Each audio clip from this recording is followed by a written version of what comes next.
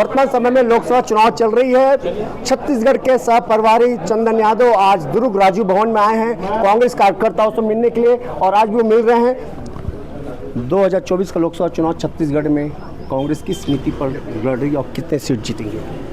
मोदी जी की जन विरोधी नीति के खिलाफ भय, भ्रष्टाचार, बेरोजगारी, भुखमरी, महंगाई, जितनी भी मोदी जी ने जनता के देश की जनता को प्रॉमिस किया था पिछले 10 साल में, हर एक क्षेत्र में, हर एक समुदाय के लिए, हर एक उत्तर, दक्षिण, पूर्व, पश्चिम, हर एक वर्ग के लोग, हर एक प्रोफेशन के लोग, सभी लोग परेशान हैं। और मुझे लगता है जिस तरह से इन्होंने देश की संस्कृति, देश का संविधान, देश का लोकतंत्र को छिन भिन किया है, देश की एकता अखंडता में जो एक टूटन उन्होंने पैदा की है, उसको जोड़ने का काम जिसे राहुल जी कर रहे हैं। पूरा जो देश की मूल विचारधारा है, आज़ादी के संघर्ष से जो निकली हुई विचारधारा है, उस पर जो मोदी सरकार ने प्रहार किया, संविधान को जिस तरह से दरकिनार करके सरकारी संस्थाओं को दुरुपयोग करके लोकतंत्र को दबाना चाहते हैं, विरोधी दल के नेताओं की आवाज़ बंद करना चाहते हैं, और जिस तरह से हर एक वर्ग के लोग परेशान हैं मोदी जी की नीति, आर्थिक नीति से, किसान हो, महिला हो, युवा हो, व्यापारी हो, छोटे व्यापारी हो, बड़े व्यापारी हो, वकील हो, शिक्षक हो, शिक्षा हो, स्वास्थ्य हो, बिजली, सड़क, पानी, तमाम जो क्षेत्र हैं, जो मोदी जी की आर्थिक नीति से जो एक केंद्रीकरण हुआ है कि कुछ चंद पूंजीपतियों के हाथ में वो सारे संसाधन दे चुके हैं। सरकारी नौकरी ख़त्म हो रही है, जो समाज का वंचित वर्ग है उसे सरकारी नौकरियों से जो वंचित किया जा रहा है।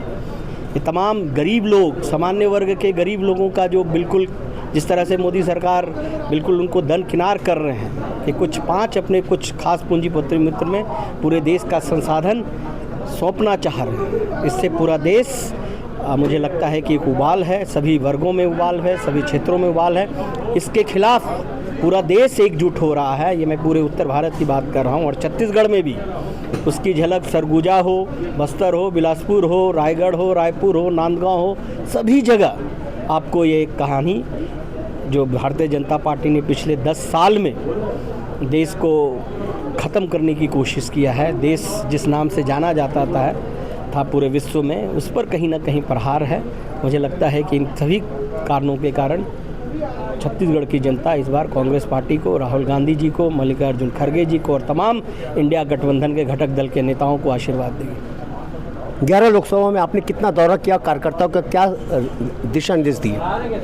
उसी क्रम में आज हम दुर्ग लोकसभा की तैयारी हेतु यहाँ के 6 विधानसभा के हमारे जो प्रमुख नेता हैं, हमारे प्रमुख जो संगठनकर्ता हैं, जो संगठन के सभी ब्लॉक अध्यक्ष के साथ आज मंथन, विचार विमर्श किया, रणनीति तैयार की कि हमें आगे चुनाव जो यहाँ 7 तारीख को होने वाला है उसकी तैयारी हेतु जो हमारा एक पूरा संगठनिक ढांचा है, हम किस तरह से कार्यक्रम करेंगे, उस पर बहुत डिटेल चर्चा हुई। भाजपा नेता कह रहे हैं कि वर्तमान में कांग्रेस डूबती हुई नाव है, इसलिए उस नाव में डूबे ना, इसलिए कूद के हमारी भाजपा में आ रहे।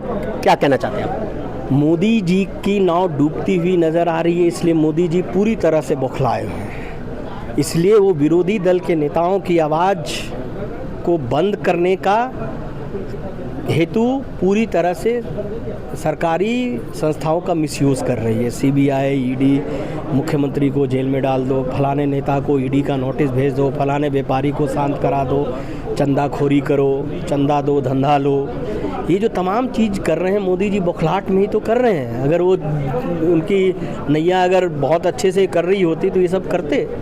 पूरी जो लोकतांत्रिक चुनाव आयोग, मतलब कौन सा संस्था बचा है जो लोकतंत्र को चलाता है? ये बौखलाहट तो उनके नाव की है ना, उनके नाव डूब रही है। कांग्रेस पार्टी और पूरी घटक दल इंडिया में इंडिया ही जीतेगा ना। वही चीज़ हो रहा है कि पूरी तरीके से हमारा जो कहानी है भाईचारा का, प्रेम का, सबको मिलके आगे बढ़ने का, सबके साथ न्याय हो, सबकी भागीदारी हो, सबका अधिकार और उसका न्याय मिले, इसी विचार पर तो हम जनता से के पास जा रहे हैं। हमारे घोषणा पत्र को आप उठा के देख लीजिए, कोई एक वर्ग छूटा हो हमारे उस न्याय योजना से, हर एक व्यक्ति को लाभ दे रहे हैं हम। हर एक व्यक्ति को कुछ ना कुछ उसको लगे कि सरकार में उनकी भागीदारी है, कहीं ना कहीं उसको लगे कि उसके आर्थिक विकास में उसकी भागीदारी है। यहाँ मोदी जी की आर्थिक नीति 5 आदमी का कैसे विकास हो? कौन है 5 आदमी? सब जानते हैं। आप पूछिए किसी का। मैं तो कह रहा हूँ, आपको मालूम है छत्तीसगढ़ किसको बेचा हुआ है? अडानी को। इसमें कौन सी बात है? तो सब जान रहे हैं। वो सब अभी देखो, तेल बेच दिया, एयरपोर्ट बेच दिया, ट्रेन बेच दिया, कृषि बेच देगा, सब चीज़ बेच देगा।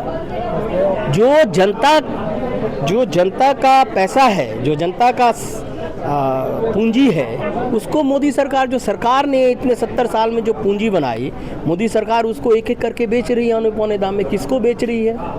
अडानी को बेच रही है। 40,000 करोड़ रुपया अडानी जी क्यों नहीं बताने किसका पैसा लगा है? इलेक्टोरल बॉन्ड में क्यों ईडी का नोटिस जाता है, उसके बाद कुछ दिन के बाद मोदी जी को इलेक्टोरल बॉन्ड से चंदा आ जाता है, टेंडर मिल जाता है? ये सब सांच को आँच क्या है? ये सब तो पूरी दिख रहा है। ये तो पूरा जो अमित शाह की भाषा में क्रोनोलॉजी जो है, वो बिल्कुल क्रोनोलॉजी को देखिएगा तो आपको पूरी समझ में आ जाएगा कि मोदी जी किस तरह से भ्रष्टाचार कर रहे हैं। कांग्रेस में अमित शाह कौन है? कांग्रेस का अमित शाह कौन है? हमारे क्यों अमित शाह क्यों बनाना? हमारे यहाँ कांग्रेस पार्टी में बहुत ऐसे हमारे नेता हैं। कांग्रेस पार्टी तो नेताओं की एक ट्रेनिंग सेंटर है। हमारे यहाँ का ट्रेनिंग लिया हुआ नेता ना सब तरह से इस देश की एकता, अखंडता, भाईचारा, त्याग, तपस्या, बलिदान, सत्याग्रह, इस सब से तप के निकला हुआ हमारा कार्यकर्ता है कि कहीं भी गलत काम नहीं करेगा, झूठ नहीं बोलेगा, जुमलेबाजी नहीं करेगा, गारंटी देगा तो उसकी वारंटी भी देगा। और जो एंटायर पॉलिटिकल साइंस से पढ़े हुए नेता लोग हैं ना, वो लोग इसी तरह का राजनीतिक शास्त्र घड़ेंगे कि है नहीं कुछ काम। अगर सीबीआई का मिसयूज़ कर देना चाणक्य नीति हो गई, सरकारी संस्थाओं का मिसयूज़ कर देना सरकारी मतलब ये चाणक्य नीति हो गई। तो चाणक्य को बदनाम करने वाली है।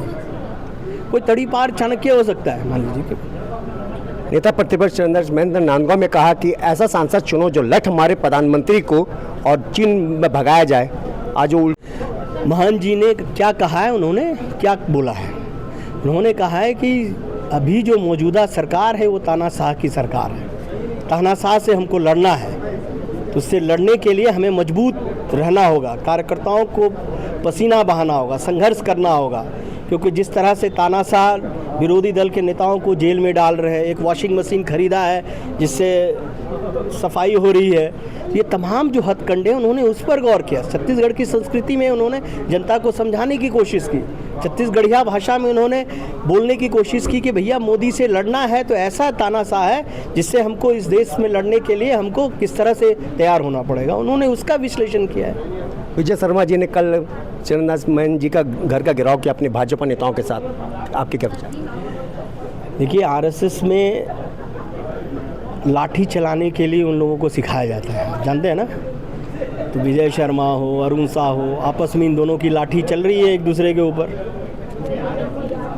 हम तो, हमारा जो गांधी जी की लाठी है ना, वो बचाव के लिए है। गांधी जी है ना, हम किसी पे वार नहीं करते। हम बिल्कुल ही अहिंसात्मक, सत्याग्रह और लोकतांत्रिक तरीका से, लोकतांत्रिक मर्यादा से हम चुनाव लड़ते हैं। अगर हमसे कहीं कोई चूक होती है, कहीं गलत होता है, तो हम उसके लिए उसको मान भी लेते हैं, है ना। उसमें कहीं हम देरी नहीं करते हैं। अरे भाई, इंसान है, भगवान थोड़ी है, सबसे गलती होती है, चूक हो सकती है, तो हम उसको मानते भी हैं। हमारा तो ऐसी परंपरा रही है कांग्रेस पार्टी के, ऐसी हमारी राजनीति करने का एक स्वभाव है, वो प्राकृतिक है, हमारे कार्यकर्ताओं में अपने आप निकलता है, उसके लिए कॉन्शियस होने की ज़रूरत नहीं पड़ती। छत्तीसगढ़ में 11 में से कितनी लोकसभा सीट कांग्रेस जीतेगी, क्या रणनीति के तहत? ज्योतिष तो हम हैं नहीं। आज के दिन में जो ट्रेंड आ रहा है, 11 सीट पर कांग्रेस पार्टी के प्रत्याशी मजबूत दिख रहे हैं। जो फीडबैक हो रहा है मोदी जी की जन विरोधी नीतियों से और जो विचारधारा से जो देश में टूटन पैदा हुआ है, उससे लोग परेशान हैं। मुझे लगता है कि जो एक हवा बह रही है अब, जिसके कारण मोदी सरकार बौखलाई हुई है, मोदी जी बौखलाए हुए हैं, इससे साफ नज़र आ रहा है कि लोगों का रुझान कांग्रेस की तरफ बढ़ता हुआ दिख रहा है और गहरा होता हुआ दिख रहा है। कांग्रेस से अधिकतर नेता कांग्रेस छोड़ के भाजपा में जा रहे हैं, यहाँ तक नवीन जिंदल जी भी गए, बड़े बड़े नेता जा रहे हैं, कार्यकर्ता जा रहे हैं, क्या उनको सम्मान नहीं मिल रहा है? वो तो बीजेपी से भी बहुत नेता आ रहे हैं। अभी कुछ दिन पहले, 2 दिन पहले अजय निषाद सांसद आए, इसमें रोज दिन पवन खेड़ा जी और पूरी उनकी टीम कांग्रेस में, बीजेपी से, अन्य दलों से लोग आ रहे हैं। ये चुनाव के समय ये होता रहता है।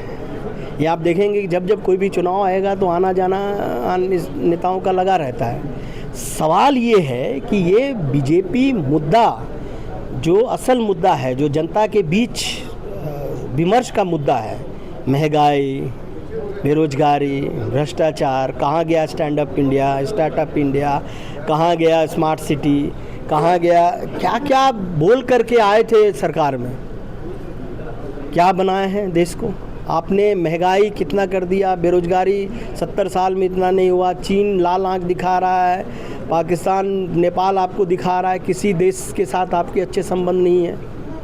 सब दिन नेपाल के साथ भी आपने संबंध खराब कर लिया। रोज़ दिन चीन हमारे घुसपैठ कर रहा है और हम चुपचाप उनके साथ झूला झूल रहे हैं। तो ये सब चीज़ें लोगों के अब सामने आए ना। 10 साल बहुत, नेहरू जी को कितने बार जिम्मेदार आप ठहराएंगे?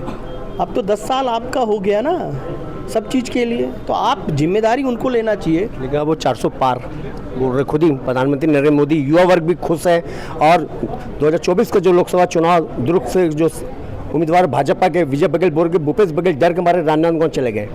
देखिए वो कुछ भी बोले उससे मतलब नहीं है। 400 पार बोले, 500, कभी 550 पार भी बोल सकते हैं, उसका मतलब वो नहीं है। मतलब ये है कि वो कहते भी हैं, हम जो कह रहे हैं कि हम भारतीय जनता पार्टी अभी चुनाव में समय है ना, और जो लहर चल रही है, जो विमर्श चल रहा है, भारतीय जनता पार्टी के बार बार प्रयास करने के बावजूद उनकी जो भटकाने वाली जो विचारधारा है या भटकाने वाला जो मुद्दा है या भावनात्मक मुद्दा ऐसे जो भटकने का है, वो लोग भटक नहीं रहे हैं। इस बार लोग उनसे सवाल पूछ रहे हैं कि मुझे मेरी बेरोजगारी का हिसाब दो, मुझे मेरे महंगाई का हिसाब दो, मुझे मेरे अनाज का सही दाम नहीं मिल रहा है उसका हिसाब दो, मेरा स्मार्ट सिटी नहीं बना उसका हिसाब दो, चीन मेरे घुसपैठ कर रहा है उसका हिसाब दो। जनता अब मोदी के 10 साल के कारनामों का हिसाब मांग रही है। उसके पास इन तमाम सवालों का जवाब नहीं है, तो वो इन तमाम जो मुद्दे नहीं हैं। और हम क्या कह रहे हैं जनता को? हम इनके अलावा कह रहे हैं कि हम जनता को क्या देंगे? हम कह रहे हैं भाईचारे के साथ हर एक समाज, हर एक एरिया, सबको हम न्याय देंगे, चाहे छोटा व्यापारी हो, बड़ा व्यापारी हो, सबके साथ एक, हम किसी के साथ अन्याय नहीं होने देंगे। सभी इंडस्ट्रीज के साथ एक तरह का नियम रहेगा। ये नहीं कि हम अपने मित्रों को ही सिर्फ से लेंगे और बॉन्ड खरीद चंदा लेके फिर धंधा देंगे, ये सब हम नहीं कह रहे। हम कह रहे हैं शिक्षा, स्वास्थ्य, ये सब में हम देश, संविधान, लोकतंत्र, इस सभी को बचाने के लिए, देश का मान सम्मान बचाने के लिए, देश की इतिहास, संस्कृति, सबको बचाने के लिए हम लड़ रहे हैं। इसलिए जनता हमें आशीर्वाद देगी, राहुल गांधी, खड़गे साहब को आशीर्वाद देगी। चंदन यादव ने कहा है कि कांग्रेस के पास महात्मा गांधी का जो डंडा है वो बचाव का डंडा है और भाजपा के पास आरएसएस का डंडा चलाने का है, मारने का है। ये तो समय बताएगा कि कौन सा डंडा काम आता है और ईवीएम में जो 4 जून को जो मत निकलेगा वो कांग्रेस के पक्ष में जाता है या भारतीय जनता पार्टी के पक्ष में। रघुनंदन पंडा, छत्तीसगढ़ तक, दुर्ग। धन्यवाद।